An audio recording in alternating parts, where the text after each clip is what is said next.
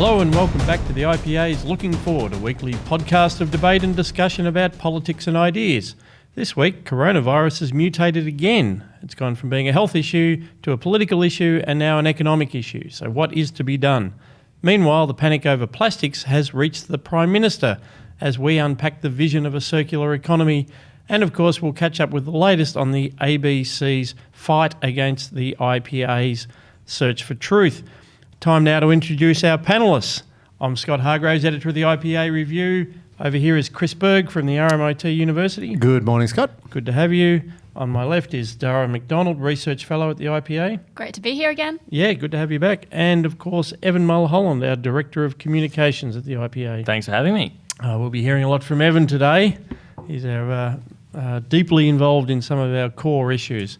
But certainly we'll start with the biggest, the one that's having an impact all over the world, which is coronavirus. That's right. So as everybody who's tried to buy toilet paper in Australia in the last couple of days will know, coronavirus looks like it is going to go pandemic. It is going to be widespread. Most communities and most nations will be affected. There's been suggestion over the last so we're recording this on Tuesday, and of course this is very fast moving, but there's been a suggestion over the last couple of days that it's been circulating in Washington State in the United States for at least 4 weeks or even 6 weeks or longer. So that suggests that the cat is well out of the bag. I'm much more interested, and we should talk about the political implications and ramifications first before we move on to the economic ones. So Scott Morrison has declared it inevitable, and the Health Minister Greg Hunt has initiated a national emergency response plan. In the US, the Vice President Mike Pence has been given the lead on the response. This is a big test of our institutional capabilities from national institutions and national emergency responses, and of course international institutions like the World Health Organization, isn't it, Dara? Yeah, and I think Australia has been quite in the forefront here, and actually our ability to institute the travel ban early on, which was actually being criticised by a lot of the media. If you read The Age and so on, they were criticising our swift reaction in implementing this travel ban. At the same time, the World Health Organization was saying, oh, don't worry about it, it's not a pandemic yet, it won't become a pandemic. And really were playing politics with China and trying to placate them instead of calling it what it is. And just today, I watched a video of the World Health Organization giving another announcement saying, oh, well, we can't blame this on China. We can't use it as a scapegoat to basically, weaponize it to belittle people and so on, instead of worrying about the big issue, which is actually that we have a virus that is spreading quite rapidly, and particularly with borderless countries like Italy has become quite significant. Yeah, if you object to the issue being politicised, then focus on the actual health impacts. Just do your job. Do your job, guys. Evan, how do you think institutions are responding? And we'll start with the World Health Organization, which has been talking a lot about China's admirable, in its view, response to this. Yeah, I think it's proving that internationalist institutions are the ones that aren't to be trusted, especially in the Australian political community. There's a sort of widely and increasingly held view that the World Health Organization can't be trusted, and that it cowers to political pressure to actors like China.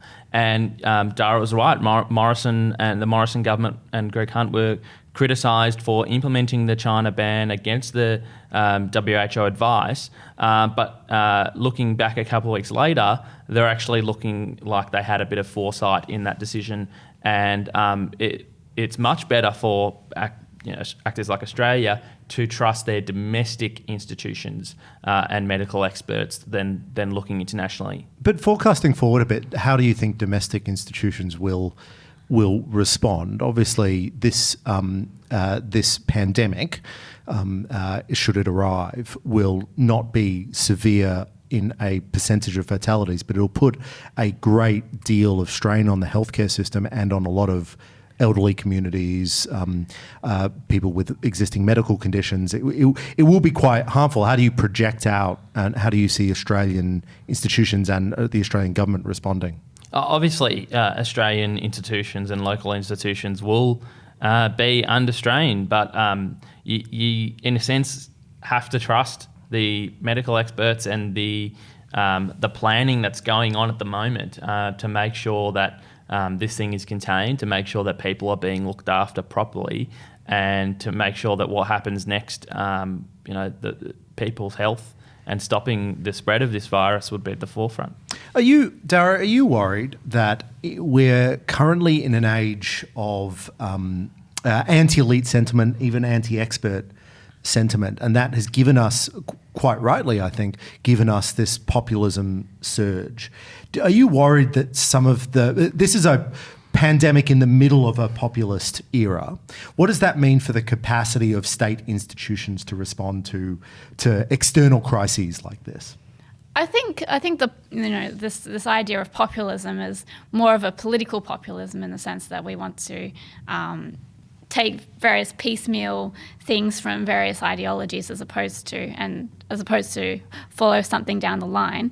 I think when it comes to anti-elitism, I think the push is more towards kind of the intellectual elite in the sense of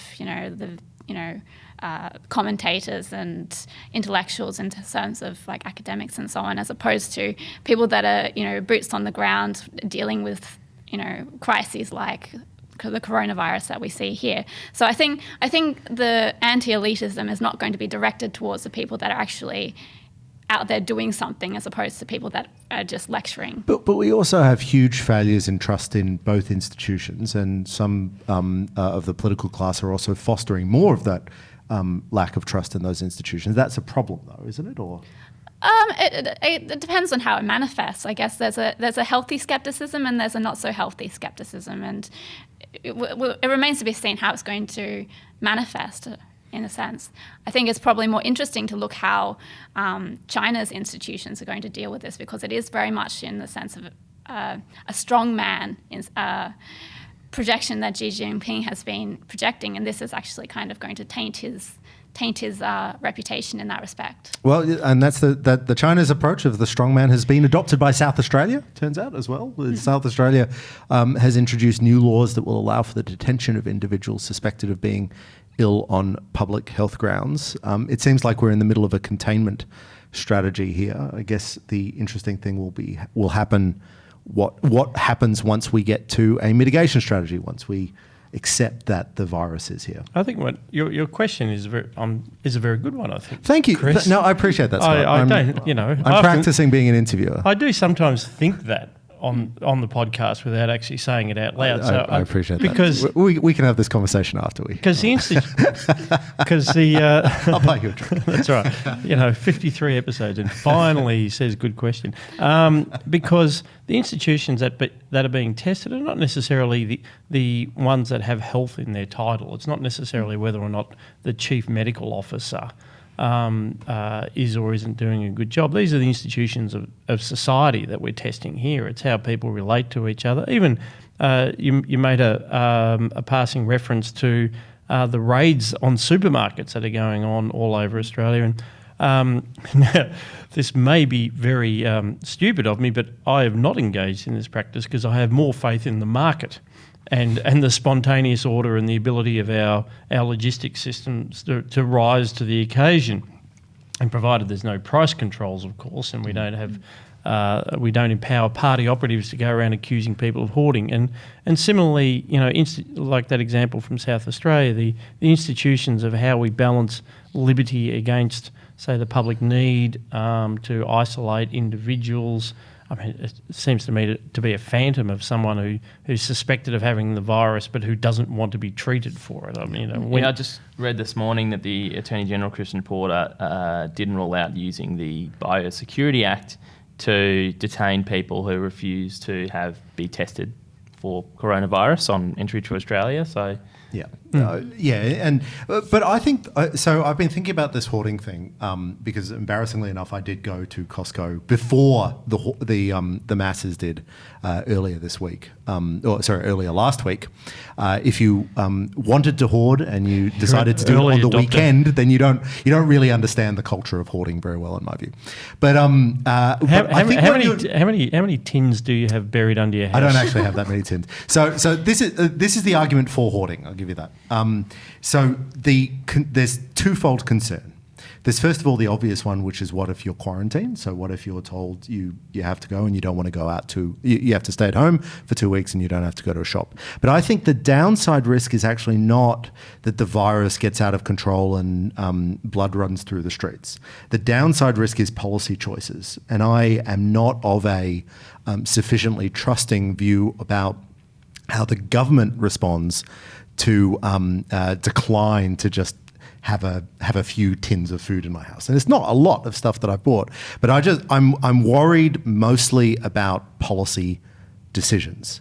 The market, I think, will do really, really well. So if you have a look at what's happened in Wuhan, which is the Chinese city where it started or where it became most epidemic, they're still operating things like Deliveroo, and I don't think they have Uber Eats, but equivalent services. So those still operate in Wuhan. So you'll still be able to get delivery because the market will provide.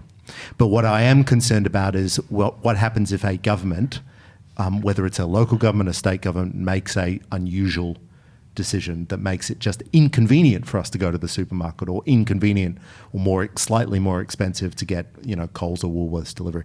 That's what people, I think, are hoarding against, not zombies in the street. Oh, that's good to know. And of course, that's the potential for regulations, which at the micro level. But then, of course, I'm very concerned about the response at the macro level, which is the equation seems to be that coronavirus is the thing that's going to tip us into a much anticipated recession. Mm-hmm. And it may well. I think 0.5 percentage point has been knocked off our anticipated growth rate. But of course, the very concerning thing about that is they're reaching into the very same bucket of solutions that's completely failed over the past 20 years.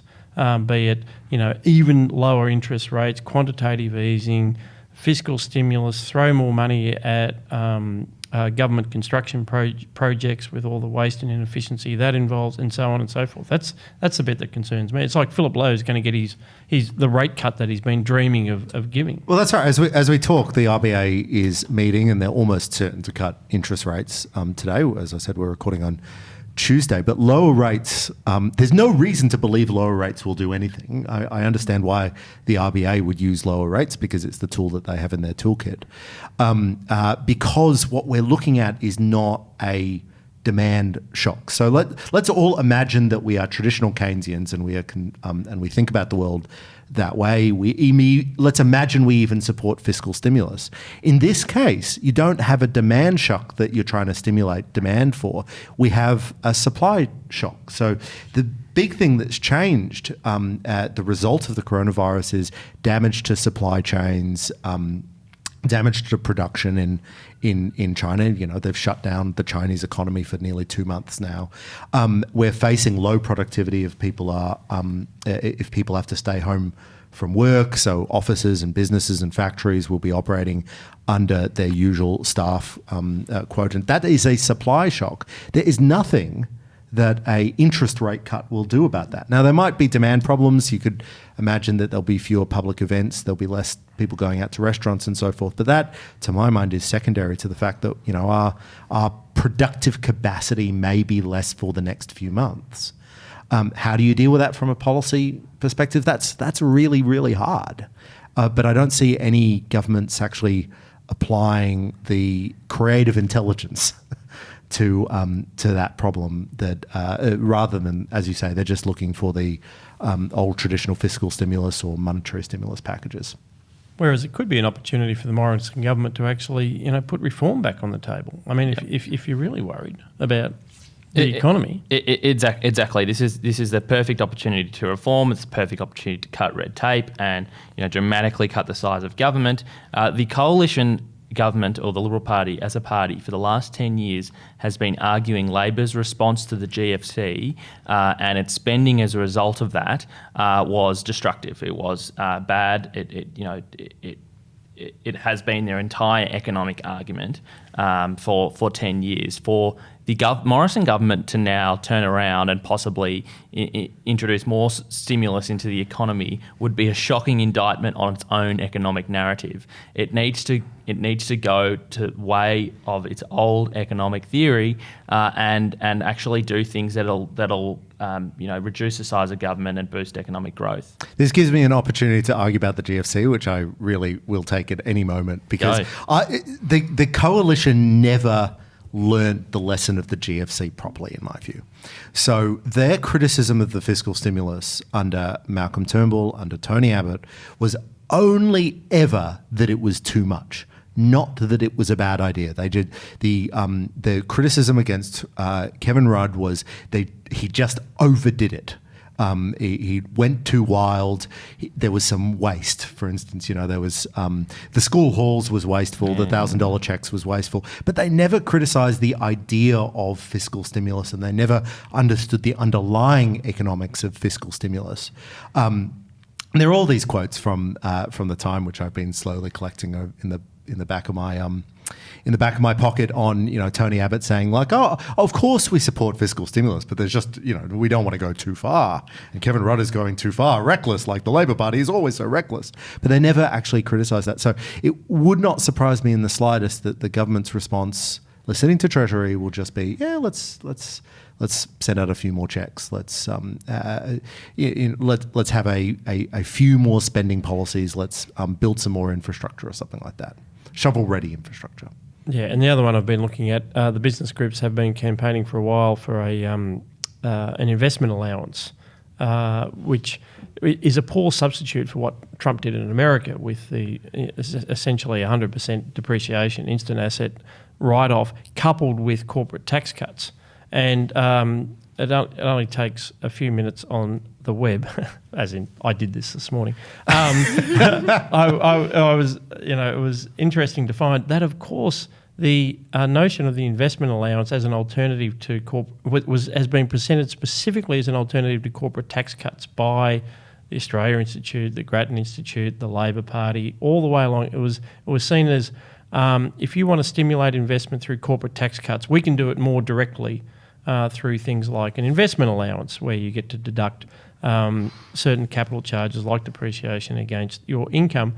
But the thing is, Trump did both, and look at the and suddenly shifted the dial on economic growth to a number with a 4 in front of it, which was when Obama had famously said it was never going to ever get above 3 ever again. So this is the world we live in. So that the opportunities that the Morrison government has now to actually reach past the bucket that's in front of them to the IPA's bucket of ideas. Have we got that here? Yeah, we've got the 20 ideas for the election. Ready to go. I hope you're right, Scott, but my concern is that the problems that we're facing, we would be able to adjust them if we'd already cut red tape significantly, because the problem with red tape is that it locks businesses and economic activity into preset modes. It makes it hard to adjust what you're doing. It makes it hard to close down a warehouse here and build a warehouse there, depending on sudden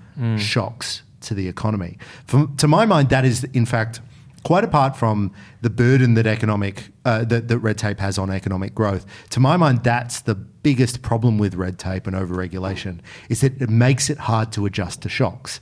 Hopefully, out of this, we come with the lesson that if we want to deal with incredibly unpredictable economic shocks in the future, we need to have a much more flexible economy. A much more flexible economy is a much less regulated economy. $176 billion a year could be unleashed into the economy. And it's going on the red tape point. You've had, premiers like Daniel Andrews and Gladys Berejiklian and even Scott Morrison saying, oh, we're going to cut red tape in bushfire areas to make it easier for people. But what they're doing in that is admitting that red tape makes it easier for people. It boosts economies when you cut it. So what is the point of having it in the first place? Yeah. If you're only going to do it on certain examples. And it's not a huge amount of help after the fact. By the time they announce that they're going to cut red tape, then the businesses that they're trying to protect have already gone under. Yeah. What we need to have is a more flexible economy that has less controls, less regulation and taxation, so that it can adapt when it needs to.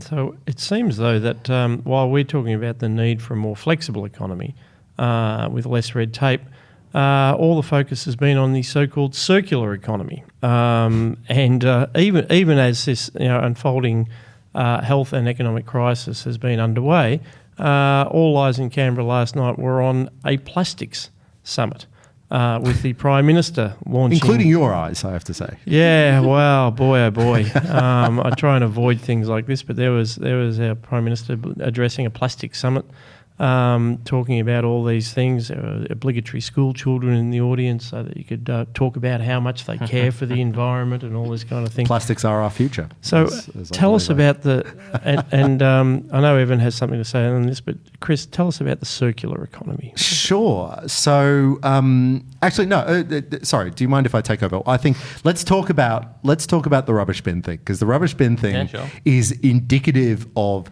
so much of the poor quality thinking if we're going to get market-based responses to things like recycling. So Victoria, and this is all the same story, but Victoria has announced that it would have a 4-bin recycling scheme by 2023. So 4 bins. Right now we have in Victoria 3 bins.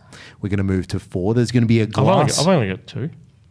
Well, but there's the green bin. There's the recycling bin, blue. You might not have much green waste. Not in the city of Yarra. Oh, okay, fair enough. No trees there, fair enough. You need to request a green waste bin if you have green waste. Well, there you go. We'll get to you in a moment, even. Thank you for clarifying. So there will be a glass recycling bin, which will be purple, a food and garden organics bin, which is the green lid, which apparently... so food and garden organics, which will have a green lid that Scott doesn't have. There's a plastic, metal and paper recycling bin, which will have a yellow lid, and a household waste bin, which will have a red lid. Evan, you have incredibly strong feelings about this. In fact, famously strong feelings about this. Why don't you take us through how your week was? Yeah, so strong. It resulted in me being the #1 trending topic on Twitter for the simple statement that... Hang on. Josh, can you give us a round of applause there? Thank you, Josh. For the simple statement that I said, this is a disgrace. Daniel Andrews is conscripting every single citizen to become an unpaid rubbish sorter. In requiring every Victorian to have 4 bins, so another bin to sort out your glass, and what I went on to say in my op-ed, and what my inbox, IPA inbox, was full of people saying, is that many Victorians just actually don't have enough room to store another bin. If you live in the inner city or if you live in a townhouse, where are you going to put 4 different big bins? Basically, they introduced they're saying they're going to do a container deposit scheme as well, which in some respects negates the need for an extra bin also. And there's many studies around the world to show the more that people are required to sort their recycling, the less recycling actually occurs. So I think this is the wrong way to go about this. Rates will need to go up by at least 25%. Many councils have said they are basically going to be forced to go to fortnightly rubbish collections if they are to have a 4th bin. And if the outcome of this is meant to be an environmental one, that is an additional diesel fueled, gas guzzling garbage truck going around the neighbourhood every week. There's a lot of research into the difference between, or the outcome difference between single stream recycling, which is the one bin recycling, versus what they call multi-stream recycling. Again, like you, Scott, I've done some research this morning, and it is very, very clear precisely that single stream recycling involves it gets you much higher rates of recycling. It also, some people will put other things in the bin that shouldn't have been recycled as well, but that and then that puts more of a burden on the recycling firm itself. But again, we shouldn't really overstate that problem, because if you've seen how these recycling operations actually function in a country like Australia, they are incredibly sophisticated at sorting and managing recycling. And if you want recycling to have an effect, if you want to maximise recycling, which presumably is what the councils want to do, then the single stream, almost all the evidence suggests that's the most efficient approach. Dara, do you recycle? Yes, I guess. I mean, I have the 2 bins at home, but now with the 4 bins, I don't know what I'm going to do with my, wine bottles and then my cardboard and then blah, blah, blah, blah, blah. So it will, it will also take up room at home, how many, bins you have on your counter and how much baskets and so on that you need to, put in your house. The other thing with this is that, I mean, when I was in Europe, and they have these cash for container schemes, which are instituted by the supermarkets, actually, that you go through. And because there's actually a good amount of money that they give you, people just leave bottles all over the street, and then someone comes in and picks it up as like a organic recycling kind of system, in the sense that people spontaneous order, exactly. So where there are these market solutions, then the instituted from above solutions are not really necessary. And similarly with kind of single-use plastics, which is all the rage these days, that where there is a market solution or a non-single-use alternative that is actually good, people opt for that, because obviously it's more economical to buy something once than buy something 20 times.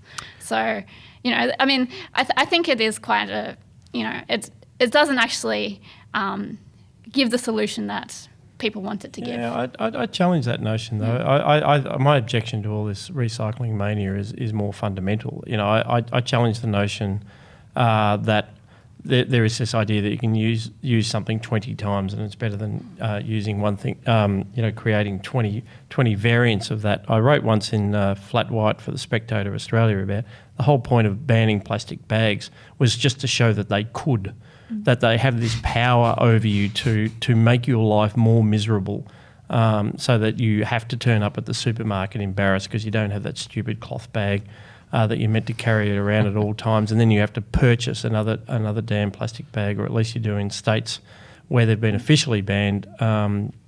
And sorry, on that, it reminds me of this fantastic article that was written in the Washington Post some years ago, I think, titled, 1 year ago, "Environmentalists make good movie villains because they actually want to make your real life worse." That's absolutely true. That's absolutely true. And there's been some great work from John Tierney, who writes for the New York Times and is a contributing editor of the City Journal. We'll put this up in the links, because he took independently came to the same point, and he says that this is just a version of sumptuary laws, where in the Middle Ages, anyone who was seen to be enjoying life, people would go and complain to the king, and they would have to pass regulations to say, for God's sake, stop those people dressing in those nice clothes and eating all those fine foods and actually enjoying life.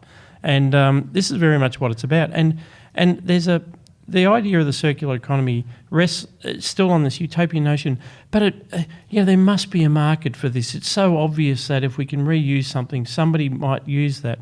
This is using energy to fight against entropy. There is just a fundamental thing about using stuff. It degrades to a lower state. And so I saw in amongst Morrison stuff, they're going to build 5 factories worth $250 million to process and sort all this stuff. This is just dead weight economic loss.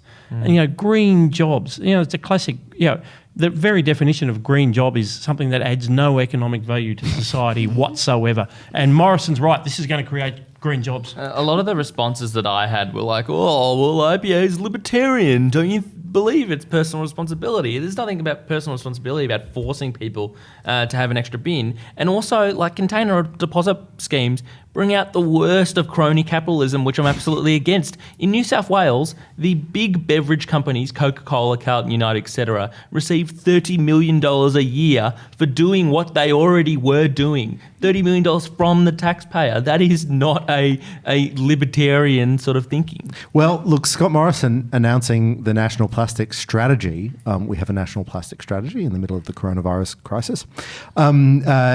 Made this argument, in fact. He said that different countries have tried these strategies in different ways, but true to our principles, my government will not take a top-down tax and punish approach.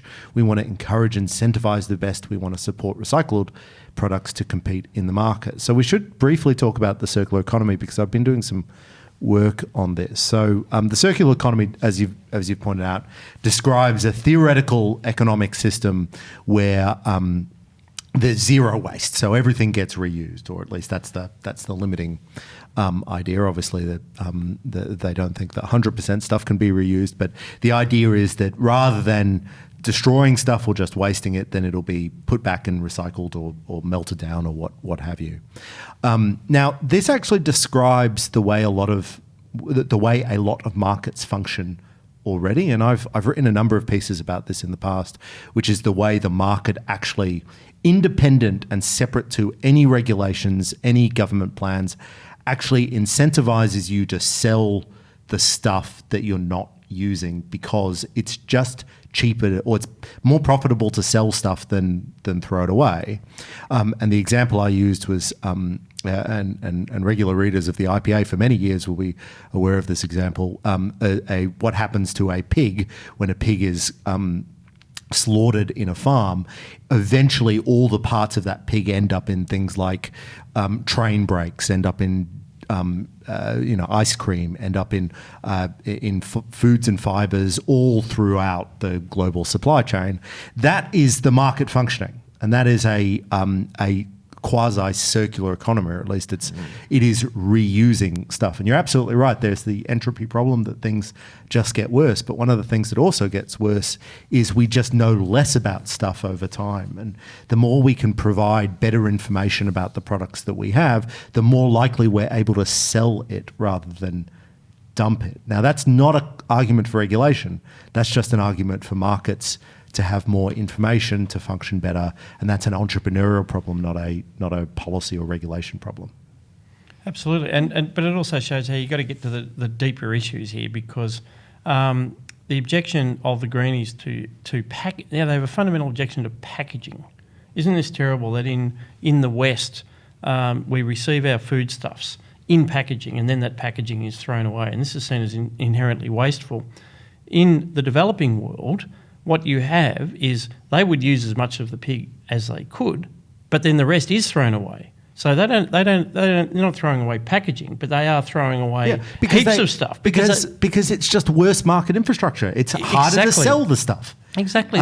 In rich countries, there's just better, deeper markets. If they didn't have this damn mania about plastics, the issue goes away. There's nothing wrong with landfill, or indeed burning stuff.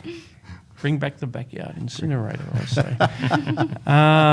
Maybe that'll get me on official looking for. Well, one of the things that a lot of policymakers are looking at is these waste to energy plants that burn up the rubbish and turn them into energy to go back in the energy market. Yeah, but they're getting protested as well because they release CO2. But we should have biodegradable bags, which also release CO2. So go figure. It makes no sense whatsoever. So But maybe that'll get us on the ABC. Let's talk about the ABC, Chris. Let's talk about the ABC. I'm going to throw to Evan again because one of my brutal segues. Evan, again, Evan, it is an honour to be on the podcast with you today because you're one of Australia's most influential people this week.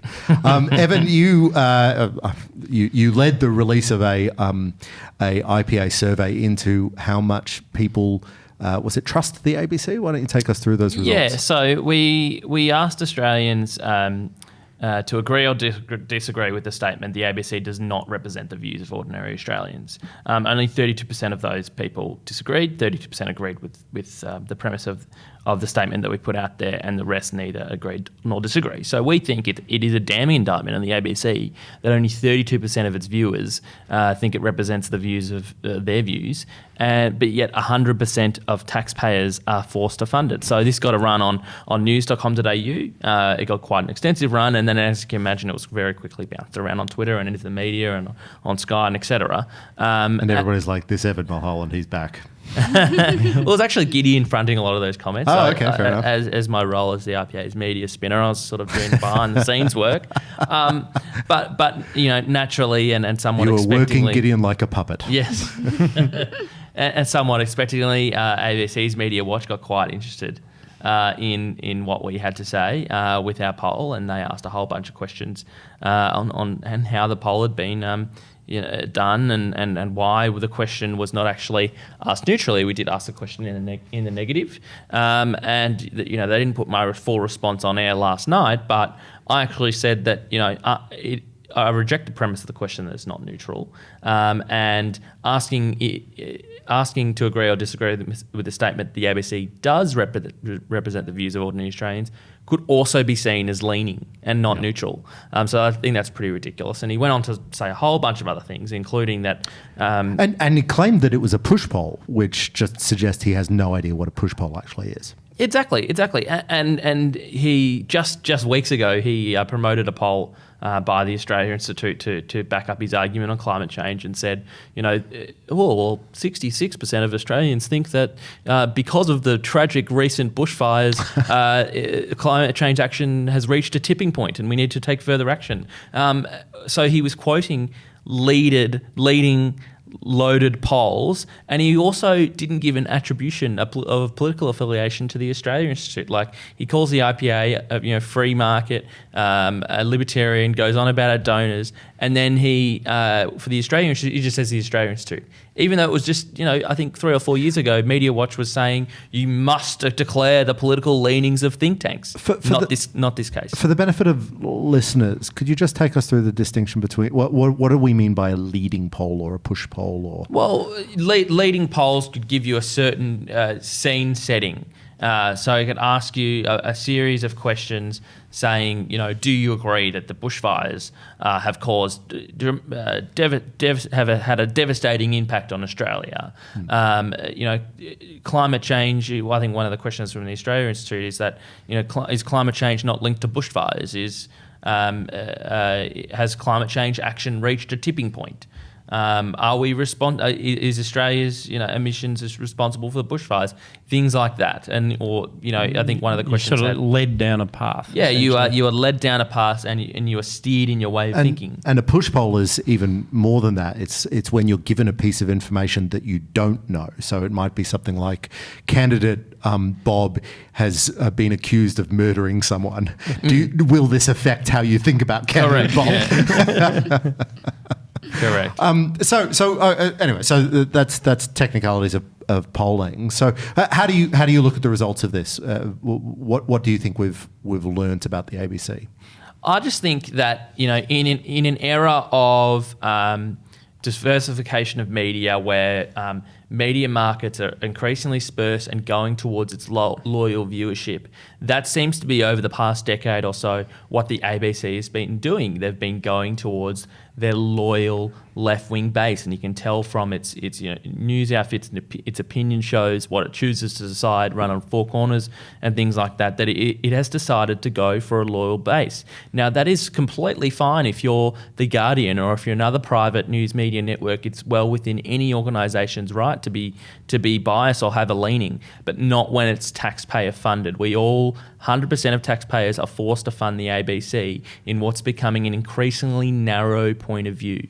But Dara, isn't there to play devil's advocate, should we be paying the ABC to represent mainstream views, given that we have a market system that actually provides a great deal of mainstream view provision? So if the commercial networks are responding to what most Australians want to see, then why would we want the ABC to be replicating that themselves? Well, I mean, it depends on whether they're taxpayer funded or not. I mean, it's well within, if they want to go down that niche market, then of course that's within their rights. If they're, as Evan was saying, if they're not taxpayer funded. But at the moment, because the way it's structured, and it is actually meant to be fair and impartial, and also, a national network, so to speak. Then in that instance, it does become a sticking point that it isn't representing Australian views. The other thing which I was interested in the poll is that so many people said, I don't know, to the question. And I think if you look at the statistics in BBC, for the BBC in the UK, that more and more young people are actually not tuning into the BBC or the ABC for that instance, because, there's now a whole bunch of, Netflix and Disney Plus and all these services that are popping up, which is, even if it does align with your views, you're still not watching it because there's alternative services in the market that, does represent your views. So, yeah. This has been a tension for the ABC basically since its inception, which is, the question is the ABC there to fill a gap that the market won't provide?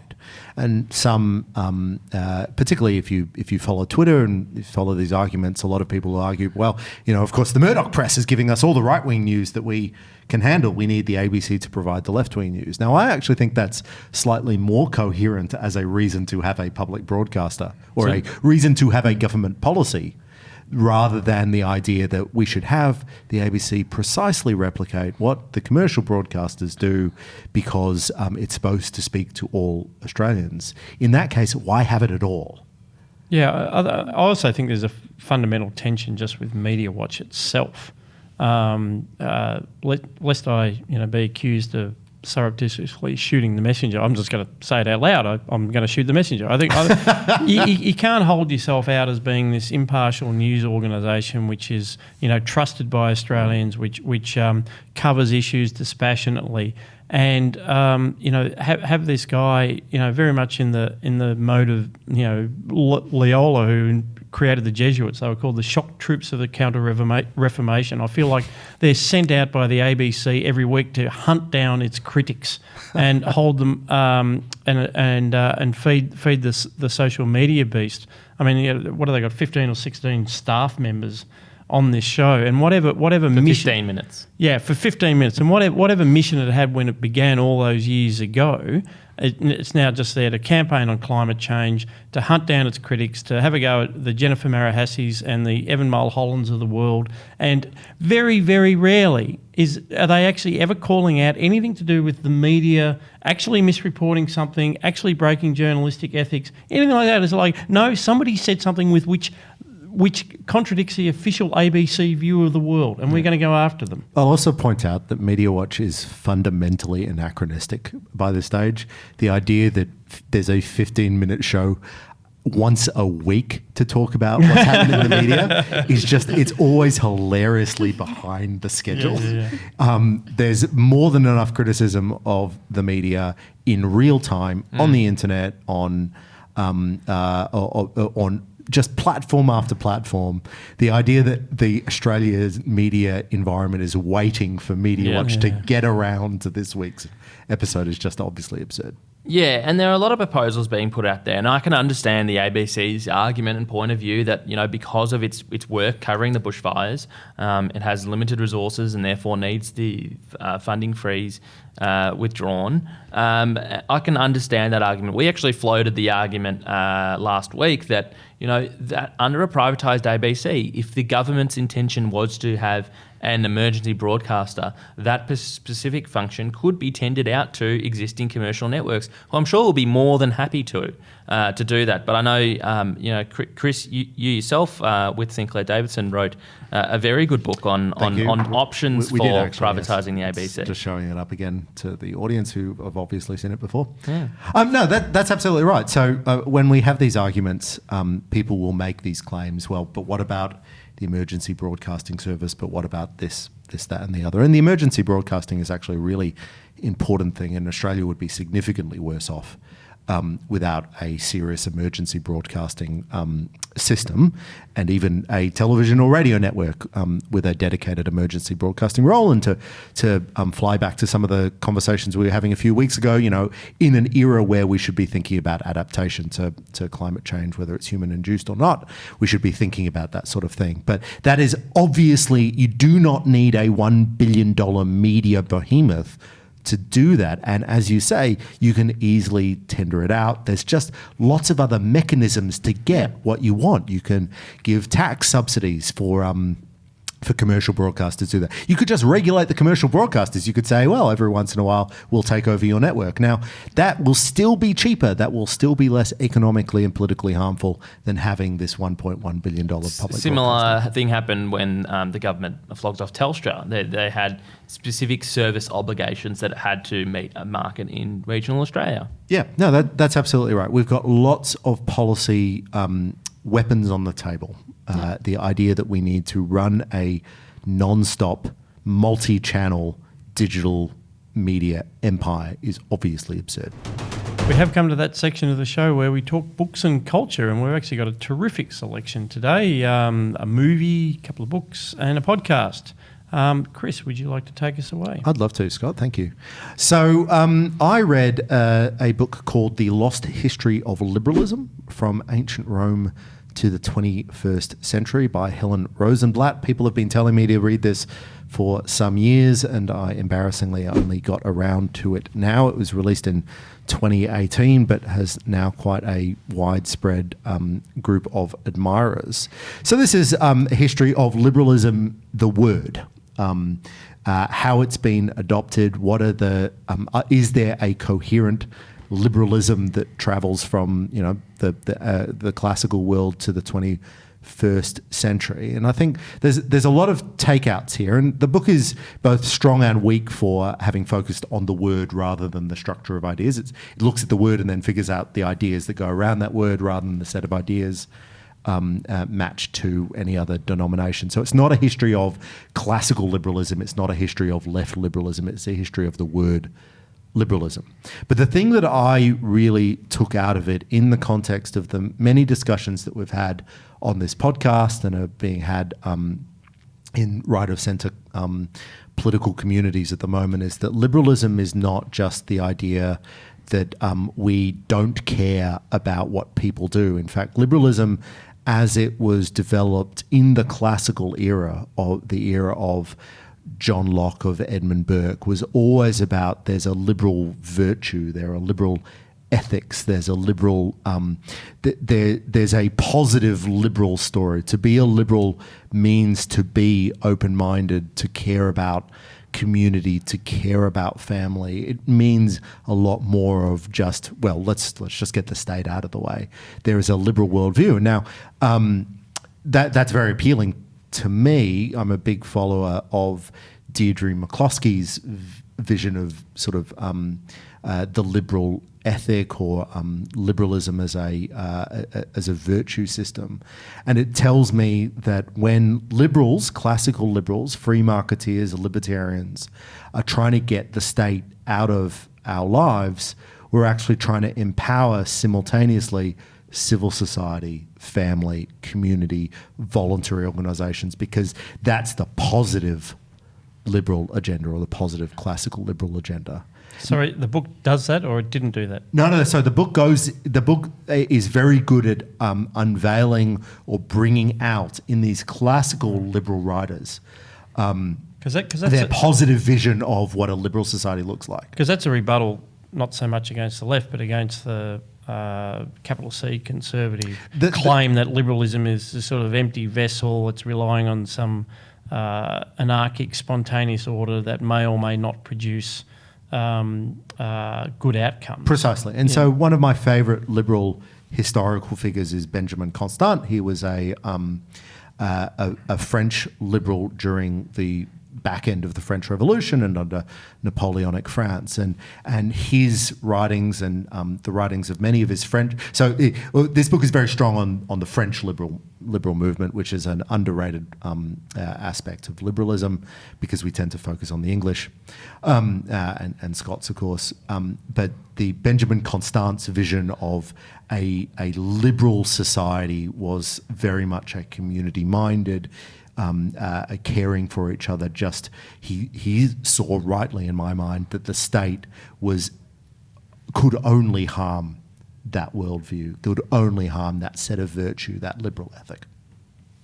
No, it sounds like a good one, so we'll link to that in the show notes. And Dara, I see that the title of your book has the word liberals in it, but perhaps not in less positively. Not in the same sense. So no, you might need to walk us through that. I read Unveiled: How Western Liberals Empower Radical Islam by Yasmine Mohammed, and she's doing a speaking tour in Australia in 2 weeks. So I thought I would start reading the book in preparation from here to hearing her speak.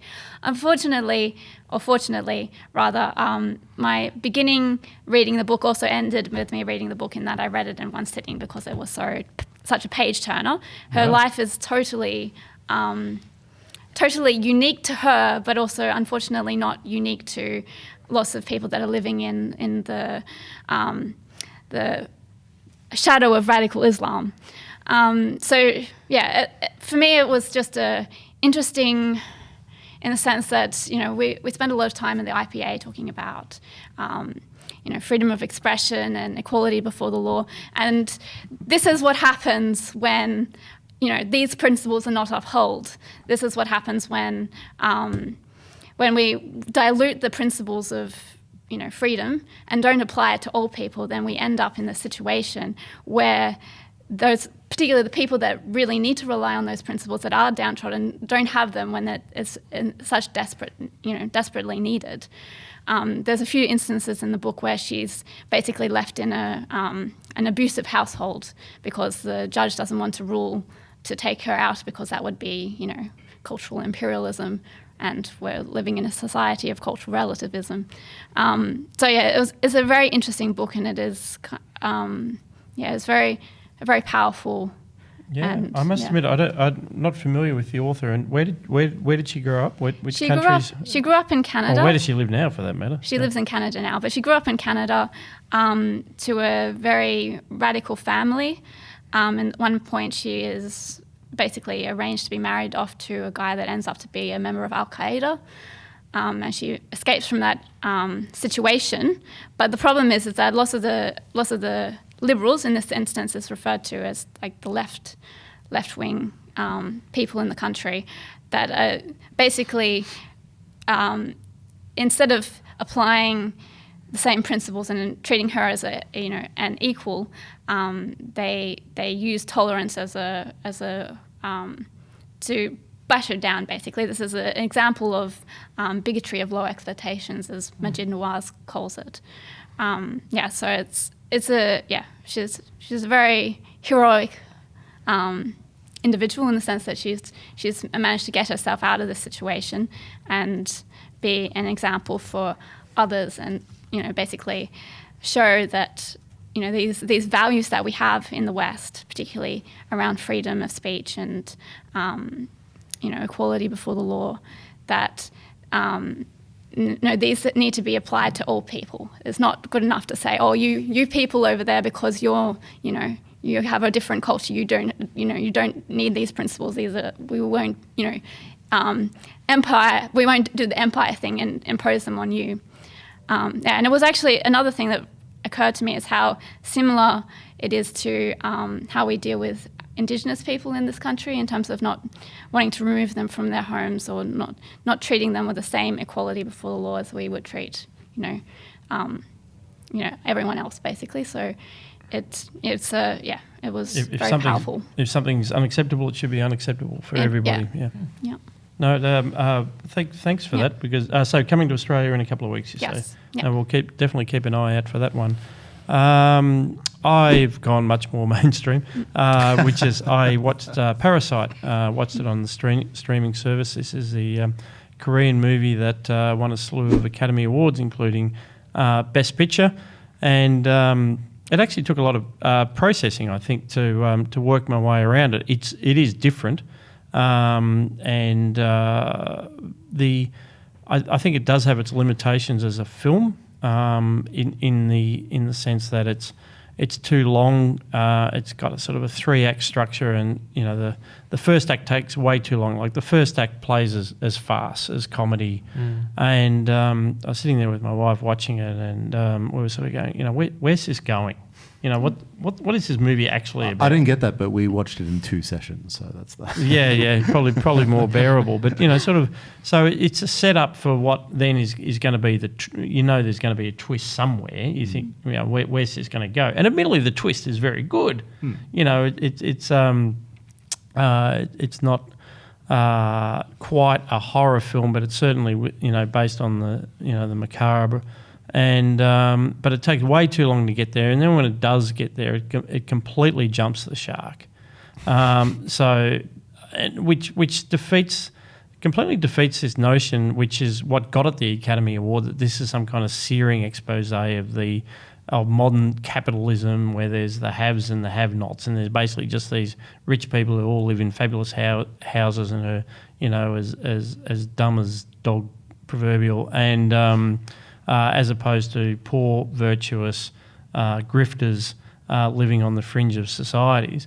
So it sets up that as the supposed rationale of the film, but then it just, by overplaying the elements and just being so silly, it's like, well, what kind of film is this meant to be? Is it meant to be a horror story or an allegory or what? I actually don't think it hangs together. I enjoyed it, but I thought that, so I had read a lot about it before, and so there's the rich family and the poor family. Of course, the poor family goes to work for the rich family, and I've seen a lot of commentary online about people either saying, well, you can understand both sides' perspectives, or even like, I just can't understand the rich family, but the poor family I can completely understand. When looking at what each family does to each other, I, for the life of me, can't figure out what the rich family did wrong. They were a little bit rude. In fact, they were a fair bit rude, but they were rude. And if you watch this movie, which I actually do recommend, because it is a very good movie, and it's if you're not used to watching many foreign films, particularly Korean films, it'll be really striking, and it's very enjoyable. But I just cannot see how you watch that movie and you think like, yeah, the rich people got what was coming to them. Unless you come from this, I think it speaks to a little bit of our culture, which is the dirtbag left culture, which is the pro Bernie Sanders, the pro Jeremy Corbyn. We just got to you've got to just beat up the rich, and it doesn't matter what you say or do, just as long as you're sticking it to the wealthy. If you come from that culture, this might really speak to you. But I just, it is a picture of our time. Yeah, but it's not actually for the dirtbag left. It's for the upper middle class left, which can watch a movie about people who are poorer than them, and and people clarify, who are richer than them. The dirtbag left are the upper middle class left. The dirtbag left, I see, right. the Chapo trap house types, all these, they are all incredibly highly educated. Yeah, gotcha. Okay, yeah. So, but they're not rich because they've chosen to go be writers in Brooklyn, and turns out that doesn't give you a lot of money. So they're not quite as poor as the people depicted in this movie. So they can imagine what it was like. Okay, that makes perfect sense. Yeah. Actually true. Not a terrible movie, just not deserving to win the Academy Award. Yeah, but I mean, not a lot of good movies win Academy Awards. So. That's true, but that's not the point. Not this one. Thank you very much. Evan. Cool. For my culture pick this week, I've listened to the first 4 episodes of a podcast called The 11th. It is by the ABC, who have seemingly decided they haven't covered the Whitlam dismissal enough. Finally, they're going to get around to the Whitlam dismissal. Yeah, they're finally going to dig deep into it. But I must admit, I have enjoyed this podcast quite a bit. I do the production quality is quite good. The suspenseful music, a lot of it at the moment is, I've got 4 episodes in, is scene setting to what eventually occurred, and it talks about things like.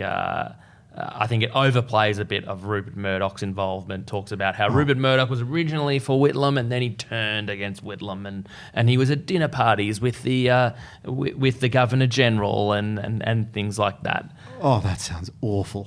It also talks about a character called Elizabeth Reed, who was the women's advisor for Gough Whitlam, and talks about her journey to that role, how much pressure she was under, and her relationship then with the Governor-General. She eventually got asked to give right speeches on women's issues for the Governor-General, and she actually reveals that the Governor-General came onto her and made an approach, if you say, and he apparently in conversations described himself as more powerful than the Prime Minister.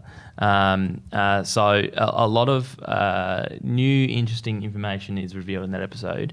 It also goes to a lot of scene setting into how the Kimani affair and how unique that was at the time to go find government loans that way, and their Minister Rex Tanner or whatever. Rex Connor, who was interested in nationalising basically completely Australia's energy market so they can get more out of it. And he wanted to do it through that loan and that all unravelling. But it also goes into how the Attorney General, when they got into government, Lionel Murphy, was so angry at ASIO, it kept going after. He was from the socialist left, and ASIO basically, its job at the time was, or its direction at the time was finding communist spies, and it was pro-US, pro-capitalist system. Which they claim led to a lot of blind spots, particularly right-wing